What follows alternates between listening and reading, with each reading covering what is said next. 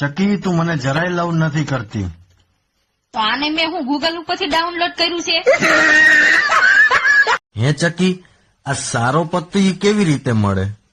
સારો પતિ એવું કઈ હોતું જ નથી. જે મળે ને એને ટીપી ટીપીને સારો બનાવવો પડે છે. હે ચકા તમે હાવ ભોળા છો. તમને કોઈ પણ ઘડીકમાં ઉલ્લુ બનાવી દે. શરૂઆત તો તારા બાપે જ કરી છે ચકી. ચકા, જયારે હું લગ્ન કરીને આવી ને ત્યારે આપણા ઘરમાં બહુ મચ્છર હતા અને અત્યારે બિલકુલ નથી. એવું કેમ?